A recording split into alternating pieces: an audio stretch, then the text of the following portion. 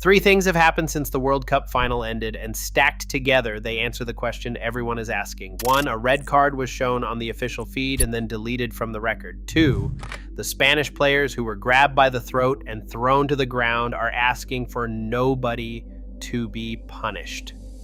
3, FIFA has a long documented history of Argentina cases that end with a fine you could cover with a used car. So here's the question this video answers. Who is actually being punished for the ugliest ending in World Cup final history? Because as of today, the honest answer is nobody.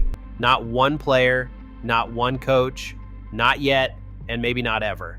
If these first few minutes are already making you feel some type of way, do the video a solid. Drop a comment below this video, smash like, subscribe to the channel, and click the notification bell. Now, let's get back into it. Start with where the case actually stands because the headlines have gotten ahead of the paperwork.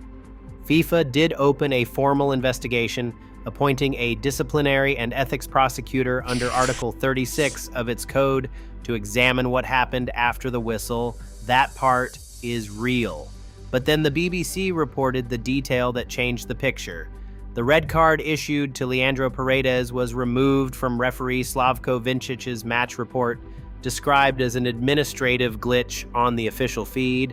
No card on the record means no automatic ban, which means that today, 4 days after he was filmed with his hand on an opponent's neck, Paredes is fully eligible for Argentina's next matches in September. The names still under the microscope are Nahuel Molina for the strike on Rodri that started it, Paredes for the throat grab and for throwing Gavi to the ground, Thiago Almada, and assistant coach Roberto Ayala, who was captured on camera striking Dani Olmo.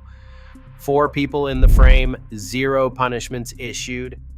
Now the complication nobody expected, and it is the reason this case may quietly deflate. The victims do not want anyone punished.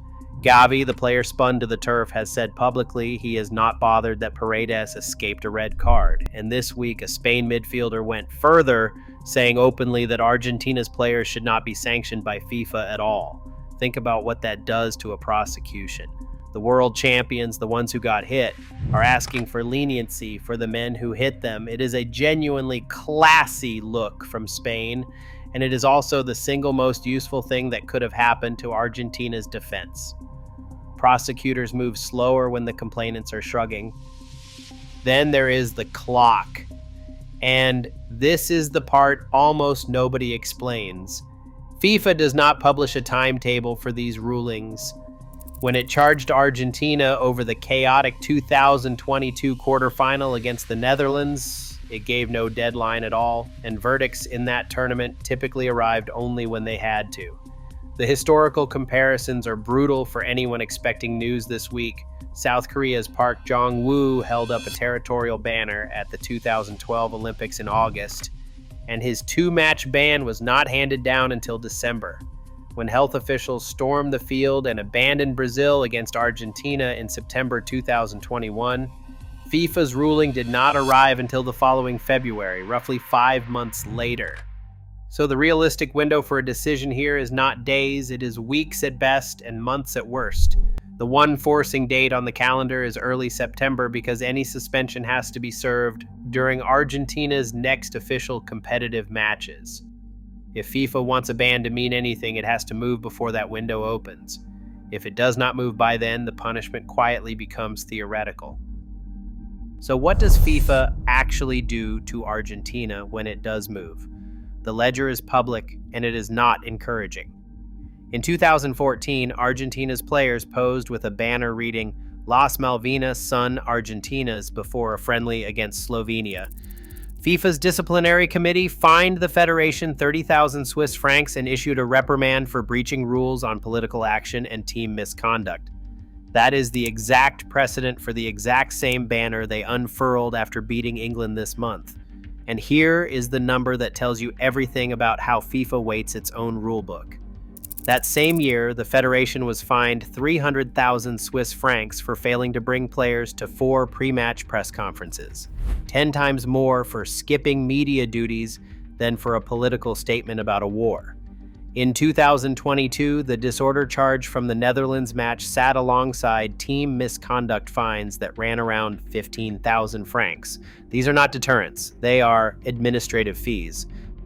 But the file has one genuinely heavy page, and it is the one Argentina should actually worry about. After the abandoned qualifier in Brazil, FIFA fined the Argentine Federation 250,000 Swiss francs, ordered the match replayed, and handed 2 match bans to 4 players for breaching the international match protocol. 2 of those 4 were Giovanni Lo Celso and Cristian Romero. Read that again, because it matters right now. 2 of the 3 men who held up the Malvinas banner in Atlanta this month have already served FIFA bans before. When a prosecutor talks about bringing the sport into disrepute, a repeat name on a previous ruling is exactly the kind of detail that turns a fine into a suspension. And even a suspension is not the end of the road, because Argentina has an appeal machine with a winning record. In 2017, Lionel Messi was banned 4 matches by the disciplinary committee for insulting an official during a World Cup qualifier. The federation appealed. FIFA's own appeal committee overturned it and lifted the sanctions entirely. After the 2021 ruling, the federation president announced they intended to appeal that one too. So the realistic path here has 3 gates, not 1. The prosecutor has to recommend a punishment, the committee has to impose it. And then it has to survive an appeal from a federation that has beaten FIFA before. Every one of those gates takes time, and the September window is sitting right there. Now the other side, because there is a real case for a serious sanction and the pressure is coming from inside the sport. Keith Hackett, the former head of England's referees, called the withdrawn card a further blemish on this World Cup, and specifically on FIFA's disciplinary committee, urged the panel to step aside for a proper investigation and predicted bans and substantial fines. Another former FIFA referee has publicly called for a 10-match ban for Paredes. The written rules back them up. FIFA's code sets the floor at least 3 matches for violent conduct, and the governing body can extend any ban worldwide across every competition a player has. That is the mechanism that removed Luis Suarez from all football for 4 months in 2014 over a single bite. The ceiling exists. The question has never been whether FIFA can punish this. It is whether FIFA wants to punish the sport's most marketable losing finalist, in a case where the victims are asking it not to. So here is where it lands. 4 days out, the trophy went to Spain. The paperwork went to Argentina, and paperwork moves at the speed FIFA chooses, which historically is the speed of a story dying. Nobody has been punished. The one man everyone watched is currently free to play in September. The victims want mercy, the referees want blood, and the file that decides it is sitting with a prosecutor who owes no one a deadline. Watch the first week of September. If nothing lands by then the loudest ending in World Cup history ends the way most FIFA cases do, quietly, with an invoice.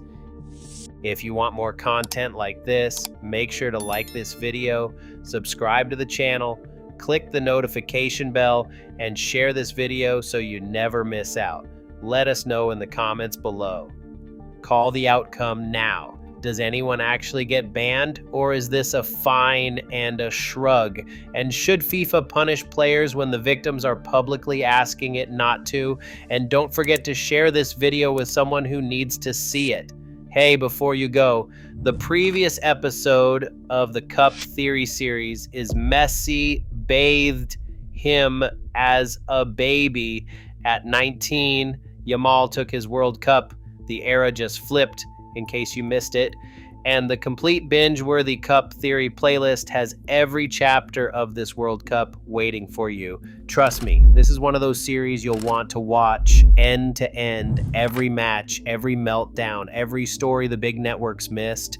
Go watch them both right now and keep the deep dive going. You know you want to. Thank you for watching.